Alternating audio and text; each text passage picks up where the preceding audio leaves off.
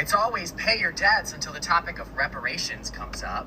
Have we reached such a privileged point in our society that we have to look into history in order to find things to fix rather than fixing problems that are right in front of us? The reason nobody talks about the debts of reparations is because the people who owe the debts are not alive. Now, y'all don't want to say it, but I'll say it because whatever. I'm white, right? But guess what? I don't owe you anything. I never owned anyone. I don't owe you anything. And nobody will say it, but I don't. Nobody is responsible for the crimes of their ancestors. If that's the case, then every single one of us would owe every single one of us something, because throughout history, every single person, regardless of skin color, has been owned. Bingo. Let me remind you that we live in America. We literally have opportunities here that people are dying for. Does that mean that we shouldn't focus on bettering the system? No, that's not what I'm saying, so don't even try to go there. But if you're a Black American and you're living in America and you're focused on getting Black people reparations, you've missed it. The boat is gone and you've missed it. All the opportunities there. We do not need reparation. Well, we're owed it, the 50 acres and a mule. What you're talking about is Field Order 15 by General Sherman during the Civil War. And that was in like the southeast part of the country. A bunch of people want to talk about this as if, for one, the government actually did it, meaning Congress. No, it was a wartime order. Second off, it wasn't for all Black people. The government does not owe us, and white people do not owe us. The government does not owe us. White people do not owe us.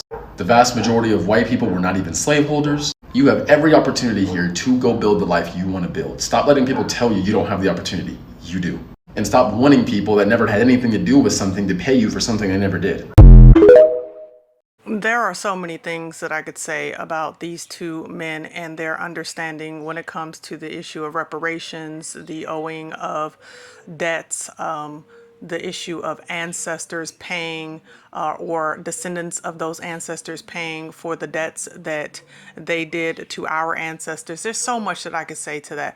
But what I love to do is actually just bring things really current. I love to talk about the current climate because we understand that everything is a domino effect, right? So nothing just happens in a vacuum. It all happens because one thing impacts the other. So we're going to talk about the current situation concerning finances and clearly show that neither one of these men are educated. Neither one of them are. They're clearly confused, especially the Caucasian one. He's confused in more ways than one. But nevertheless, I digress. I want to share a couple of clips with you so you can understand where it is that I'm coming from concerning this whole racial wealth gap and the cause for reparations. In 60 seconds, I'll prove to you that the racial wealth gap does not exist. See, the reason that white workers are wealthier is because they choose higher paying jobs like lawyer, doctor, engineer. But Black people choose lower paying jobs like Black lawyer, Black doctor, Black engineer. Wait a minute, that can't be, that's not right.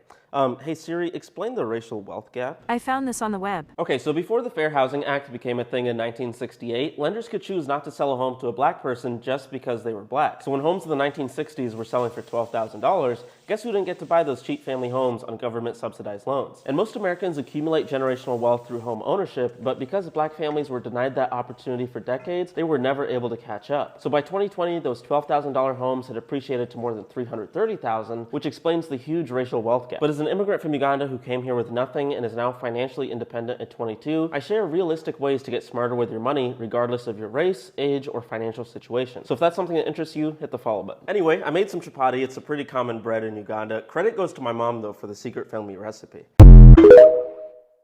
Shout out to the Ugandan brother for doing what many Africans won't do, which is tell the truth about what happened to Black people before they got here. I'm very glad to see that he was able to so succinctly put that information together concerning the Housing Act in which our forefathers, who are still very much alive, were discriminated against. Reparations is not just an issue of chattel slavery, within itself should be enough, but because the goalpost has continuously moved when it comes to white America, when it comes to the colonialist mind, you have to say, hey, this is a domino effect. It did not just affect within the walls of chattel slavery, but it affected and impacted and still continues to impact us today when it comes to generational wealth. And I love how he said that picking lower jobs like Black doctor, Black lawyer, Black engineer. Exactly. At this point, most of y'all have probably seen this going around social media, but I want to ask how many of y'all know what the racial wealth gap is, and how many of y'all know what the causes of the racial wealth gap is? Hi, my name is Nina. I am an institutional equity trader and a certified financial planner professional, and this is something that is so near and dear to my heart. It's been so upsetting for me to see the discourse around why people believe that African Americans are at the bottom of the income ladder. Most of the conversation seems to be centered around character flaws of Black people, and no one is talking about how there are inherent racial disparities that prevent Black people from generating and preserving wealth in this country that have existed for years and continue to exist. In 2019, McKinsey did a study on the economic impact of closing the racial wealth gap. They actually determined that if the United States were to focus on closing the racial wealth gap, it actually would increase our GDP. They break down wealth generation and preservation into four main categories. First, starting off with community context, which can lift or depress family wealth, income, and savings. Family wealth affects family income and savings/ability to save.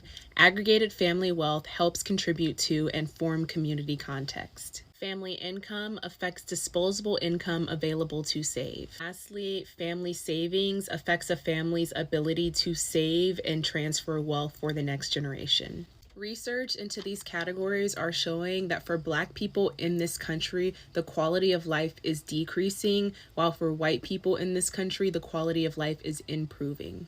Research into these categories are showing that for Black people in this country, the quality of life is decreasing, while for white people in this country, the quality of life is improving. I'm white, right? But guess what? I don't owe you anything. Research into these categories are showing that for Black people in this country, the quality of life is decreasing, while for white people in this country, the quality of life is improving. It will take Black people 320 years to catch up and close the racial wealth gap. This is just the smallest amount of information that's included in this report. So please let me know if y'all are interested in a video where I go into more depth about everything that's included, because this information is mind-blowing and also heartbreaking. Like I told y'all, this work is so personal to me because when I look at this information, I don't just see statistics, but I see myself and I see my family and I see my childhood friends in it. So it's something that I am so very passionate about. And since I not only have a platform on this app, but I also have the expertise because I work in the finance industry, it is something that I'm going to continue to speak on, and I'm going to continue to use my voice to draw light to this. And you know, there's always these weak arguments when it comes to intellectualism, when it comes to education, and that being the reason why it is that we collectively as a people are still on the bottom of the rung. But listen to Tim Wise as he explains how even that is false information. It was never intended to create equity so that Black folks with college degrees, regardless of subject matter, by the way, even when controlling for area of concentrated study or major or discipline, that Black folks with college degrees are 80% more likely than white folks with degrees to be unemployed in any given year. Latinx folks with college degrees are about 50% more likely to be unemployed than white folks with a degree, even in the same field. Asian Americans and Pacific Islanders with a degree, about 20% more likely to be unemployed than comparable white folks. Indigenous folks with a degree, about 2/3 more likely to be unemployed than comparable white folks. So even when Black and brown folks do all the same stuff, stay in class, get the same degree, they are still not having the same outcomes. We know right now that the typical white family in America with a high school dropout as the head of household actually has 25% more net worth than a Black household headed by a college grad. Let me say that again because you will not hear it mentioned in the mainstream press. White households headed by high school dropouts have more net worth, about 20% more in most years. Sometimes it gets up to 30, sometimes it drops to 15, but usually about 20% greater net worth than Black households headed by college grads. So if education was a great equalizer, that wouldn't be true, but it is true. It's interesting to hear Tim Wise talk about this subject because I can tell you firsthand, and I'm sure many of you have the same story. And do me a favor and drop a comment below letting me know if you can relate to this story. But I used to work at Marriott at the front desk, and I had a coworker who was a supervisor, and she was from Jamaica, but she had a hospitality degree from school, from university in Jamaica, and she was trying to apply so that she could become the assistant general manager, as the AGM that was there at the time, a white man by the name of Brendan, was getting ready to leave. But Brendan and the white general manager, Shelley, told her that her degree from Jamaica, from the university there, was not good enough, and it did not translate over into the United States. And so therefore she would have to go back to school in America, get a hospitality degree in an American school, and then she could apply for that position. Well, lo and behold, she did so, and within a few months, there was a little white girl by the name of Jessie who walked into the Marriott Hotel with nothing more than a high school diploma. And she made it very clear to us that she hadn't even gone to college, a high school diploma, and she readily took the position as assistant general manager from Brendan. And at the time, I was young. I was in my 20s. I didn't understand how all of this racial stuff was working as much, because I grew up in a Caribbean household, even though I grew up in the States, and we didn't really address the issue of race as much. So I didn't understand what was happening right in front of my face, and seeing that, exactly as Tim Wise said about the racial wealth gap and the education being a factor for Black people and not for white people, is so legitimate, that they can come into a job, into a company, receive the management position above a Black worker, even if that person has more education than them, even a high school dropout. Folks are talking about systemic racism and the generational wealth gap, and you're out here talking about like what you ate for dinner. Your teeny tiny story is meaningless in the grand scheme of things. And the grand scheme of things includes this comment section. Because white households with high school degrees have $151,651 more in wealth on average than Black households with a college degree. Let's not forget this report from the Rand Corporation, which highlighted that the median Black household in America has $24,000 in savings, investments, home equity, and other elements of wealth, while the median white household has around $189,000. And you can pause to read these first two paragraphs. I know you won't read it, but the rest of us who actually give a shit will. A Chicago suburb is moving forward with a promise to pay reparations to its African-American residents for facing years of discrimination. Clearly, this is a very controversial issue. Evanston, Illinois, set aside $10 million over the next 10 years for the reparations fund. There are a lot of critics who say this is just a government handout. Supporters say it's one step in the fight to address a history of wrong. They want to be a model for the rest of the country.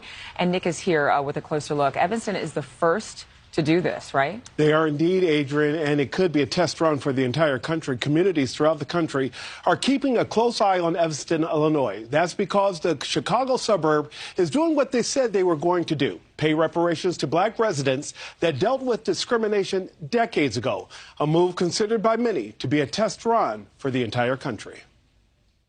$10 million over the next 10 years. It's the promise the Evanston, Illinois City Council made to its Black residents back in 2019. Of course, it's not the 40 acres and a mule, but it's a start. Evanston is the only municipality nationwide that is using a reparations fund to pay Black residents who were discriminated against and faced a lack of access to housing. To qualify, individuals must have lived in the city between 1919 and 1969 and were at least 18 years old. I'm exceedingly full of joy to see that there are people who are recognizing people of color. It's a long process, but for those who were approved, they will receive $25,000. Of the 48 reparation recipients so far, some have decided to use that money for home improvements or mortgage assistance. As other cities like St. Paul, Minnesota and Amherst, Massachusetts look to start their own reparations committee, critics argue the reparations payments are simply government handouts. I've been saying this from day one, that reparations is more than cash payments. And it's unfortunate that that has become a linchpin or a starting point for people who are against it. There's a myriad of other things in reparations. But in California, a decision to take up recommendations for reparations sits with the state legislature after a reparations task force delivered an 1,100-page report to lawmakers and Governor Gavin Newsom. Included in the document, recommendations for dozens of policy changes and payments of up to $1.2 million to those who are descendants of black slaves or those who had relatives that arrived before 1900. The time has come.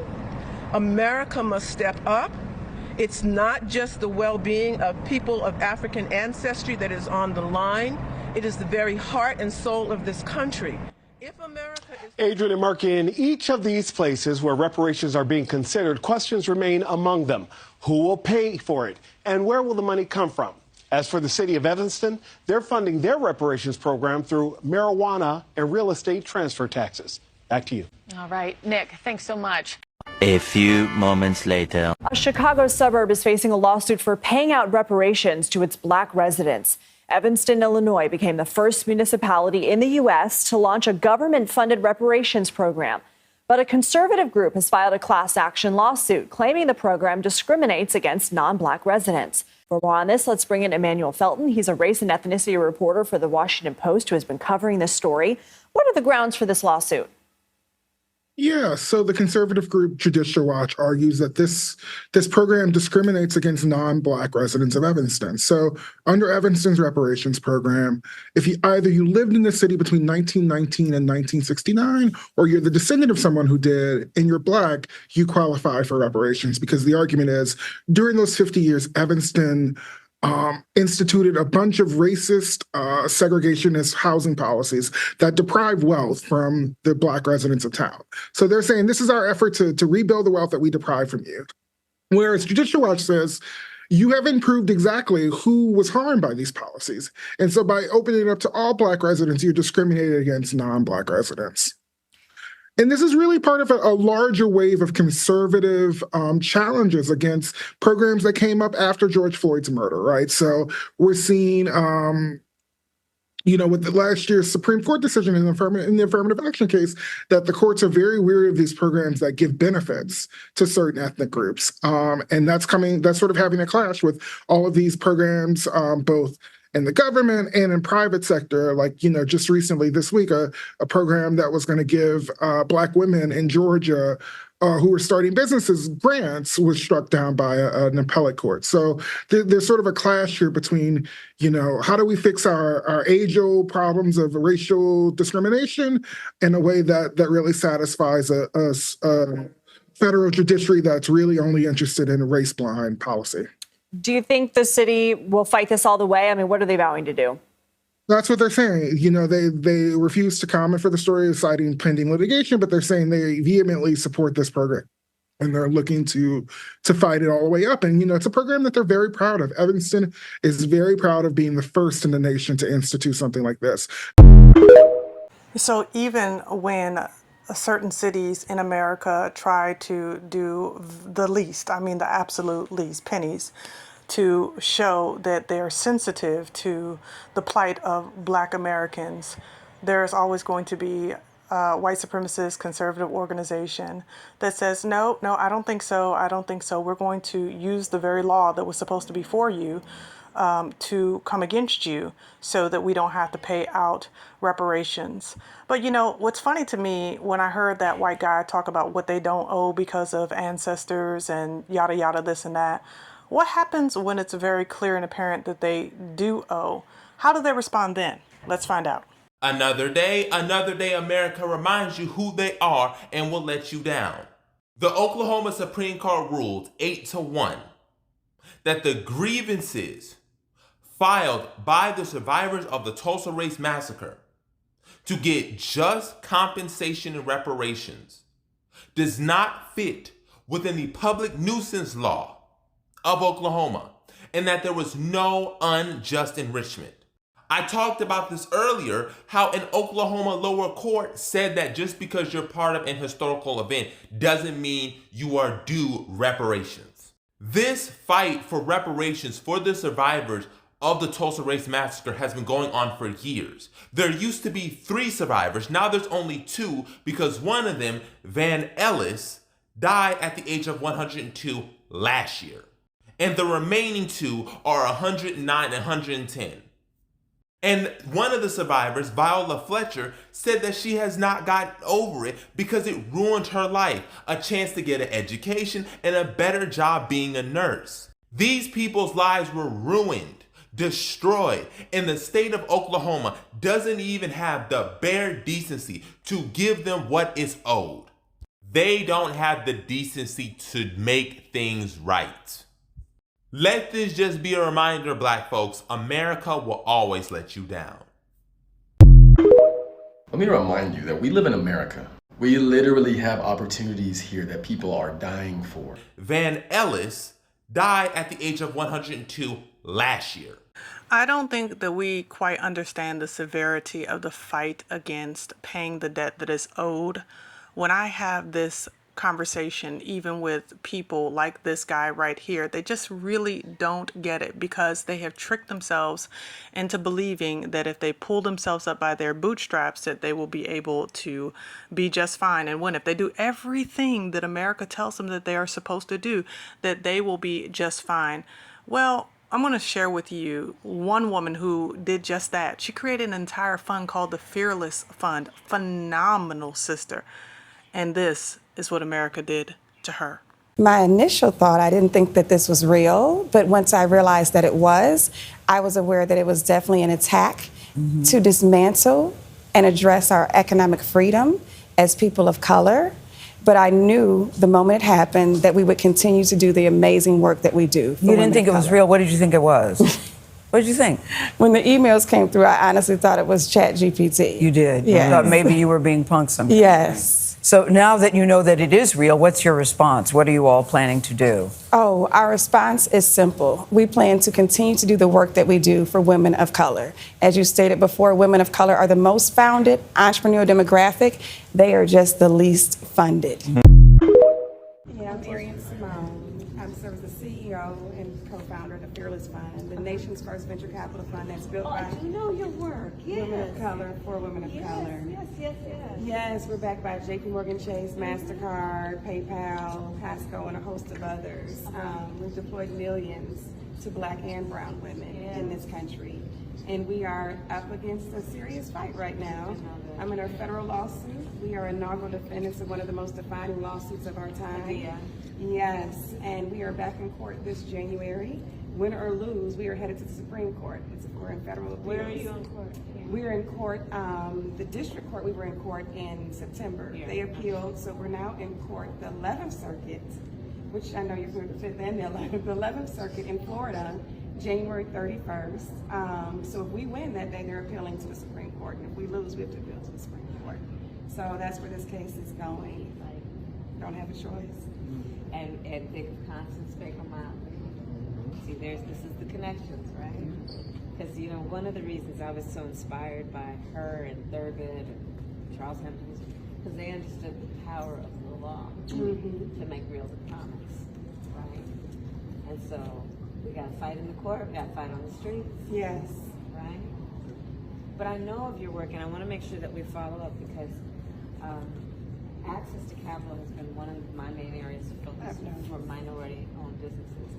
And we also started with JPMorgan and Google and some others, the Equal Opportunity Council, right? And we've been putting out loans and access to capital for minority-owned businesses. One of the things also that our administration has been doing is we increased by 50% a pledge that we have for ourselves that will increase by 50% access to federal contracts for minority-owned businesses, which is a huge issue.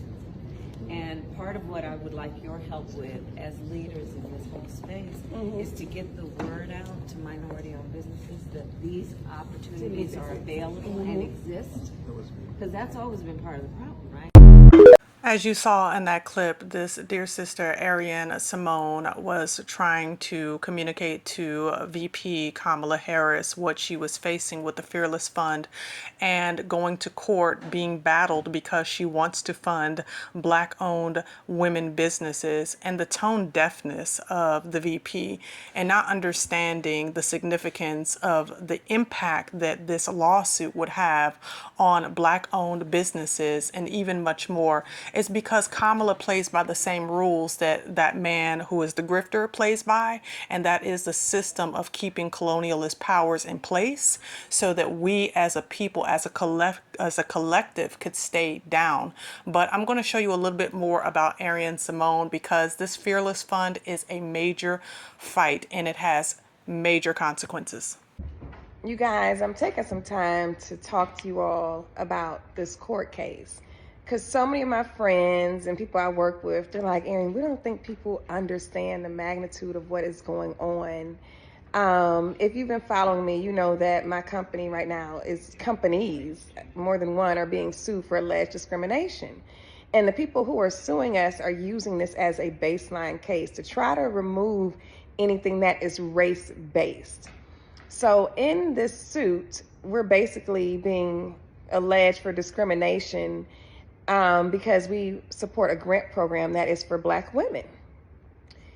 In the event we were to lose, what is at stake is anything that is race-based. So when you think about race-based, there's race-based scholarships for college. HBCUs are at stake if we lose.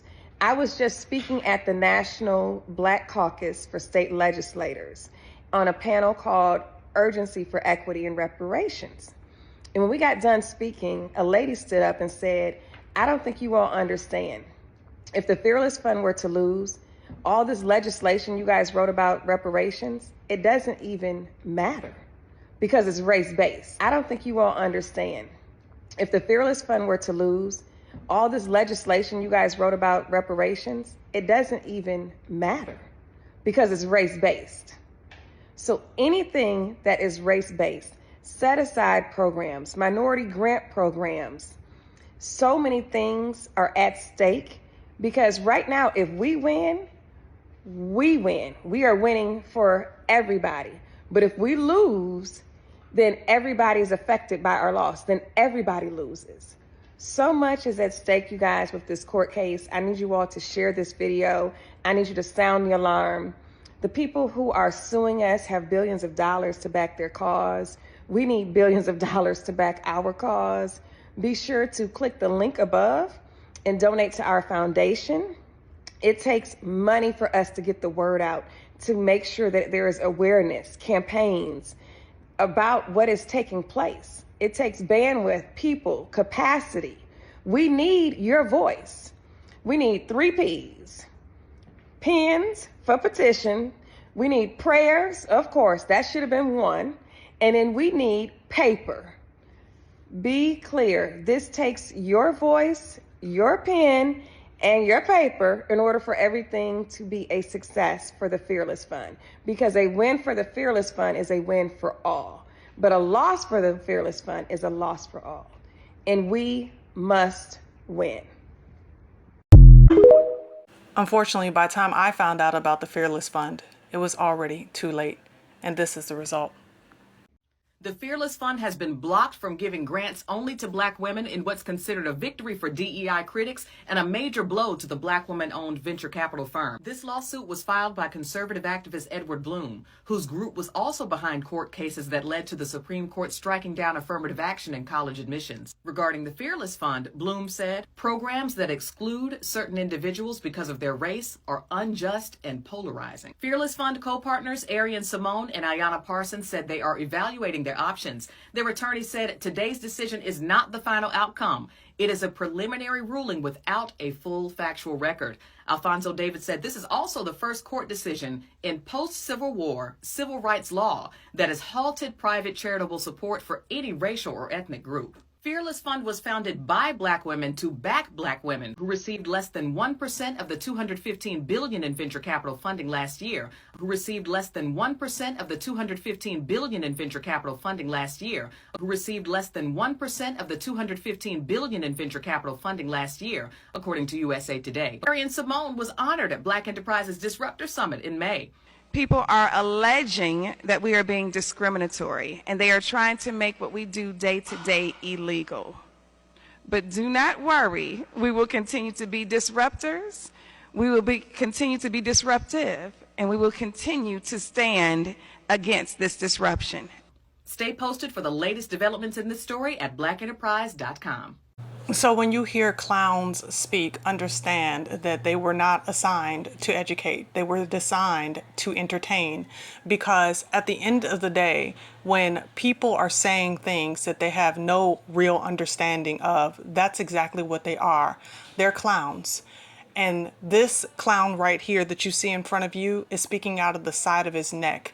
And his showman right here that you see that is clapping, he's also speaking out of the side of his neck, because neither one of them seem to understand that there is a debt that is owed, and the powers that should not be and the evil systems that are upheld because of them are stopping Yah's people from being able to receive what is owed to us. And because they're stopping it, and they've been having an opportunity to repent and they refuse to, all the more reason why the Most High Yahuwah is judging this nation. But I'm encouraged, because regardless of what happens with this draconian Babylonian system, the louder that Judah cries, the more the sound will reverberate around the world. Okay, let me ask you a question, Mr. President, on behalf of all of our viewers who would be covered by this. Why should somebody who maybe had an ancestor 7 or 8 generations ago, long before they were a twinkle in their great-great-great-great-grandparents' eye, why should they have to pay now for what an ancient ancestor did? Or why should they apologise for what an ancestor did centuries ago? Why do they still carry that burden? Oh, it's not a burden at all. You are one of the beneficiaries of that slave trade. Damn! So this is not a burden. You should be concerned, and you should pay, because you today are still benefiting from the greatest indignity to a human being, and that is the slave trade. And not only did you benefit during the slave trade and your country developed, but look at what it caused the developing world. During slavery, resources was used to build your country, build up your capacity. You were able to then become competitive. You were able to invest in mechanization, and developing countries like ours were left behind. So you should be very concerned, because you are a prime beneficiary of the exploits of slavery. So put a figure on it, please, because it always comes down to the bottom line. How much should an individual taxpayer in a country like the UK be signing a cheque to a country like yours, Ghana? Well, it's easy to calculate. We can use the time value of money. You can look at the period of slavery and the contribution well, not the contribution, the extraction of wealth from countries like ours, and how it was utilized to build your society, build your country, create wealth in your country, and then add the time value of money, and you will get the value. There's a lot of research paper on this. A lot of universities would have done paper on this. There's enough literature to tell us what that value is. But I want to say that it is not only the value, it is the loss of time. It is a loss of competitiveness. It is a loss of human dignity. It is a loss of our education system. It is a culture that we lost. It is all of this indignity that surrounded slavery that we must consider. But the Jews did it.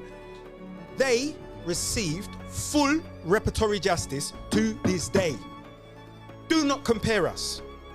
We have not received £1 note of reparatory justice, economic, material reparations. We have not received any land reparations. We have not received any intention of reparations. Don't compare us. Don't talk about the Nazis being bad people, because Germany has paid full reparatory justice to Jewish people. England can't say nothing. Uncle Sam can't say nothing. Shut your mouth. Because you're still killing us to this day. You're still in our homelands based on how you underdeveloped our nations. You created through the Balfour Agreement an artificial state called Israel, which is only 80 years old. You gave and created a race. You gave and created a race. You gave and created a race called Jewish people for the purposes of delivering reparatory justice, because you can't deliver it to a name or a crayon color. You can only deliver it to a nation. So you had to create it in order to pay it. But understand what they had already. They had the Bank of England, and Britain required it to go to war. You see, the best loan you can get as an individual is a mortgage, right? Mm. The best loan a bank can give to a country is a war. Otherwise, there will be no need for a proxy war utilizing the Ukraine for the US. I don't think I could have said it better myself, but what do you think? Do me a favor and drop a comment below and let me know exactly what you think concerning this issue of reparations, reparative justice, and when it comes to the issue of racial wealth gap, the racial wealth gap. So do me a favor and drop a comment below, as well as like, share, and subscribe. Hey, listen, we are almost at 10,000 subscribers. I want to thank y'all so much for just supporting this platform in the ways that you have. Thank you. Thank you, thank you. And let's go ahead and reach that 10,000. So if you have not already subscribed, go ahead and do so. Feel free also to support this platform, and you could do so by Cash App, PayPal, as well as Super Thanks. As always, and until next time, y'all bless. People are alleging that we are being discriminatory, and they are trying to make what we do day to day illegal. But do not worry, we will continue to be disruptors. We will continue to be disruptive, and we will continue to stand against this disruption.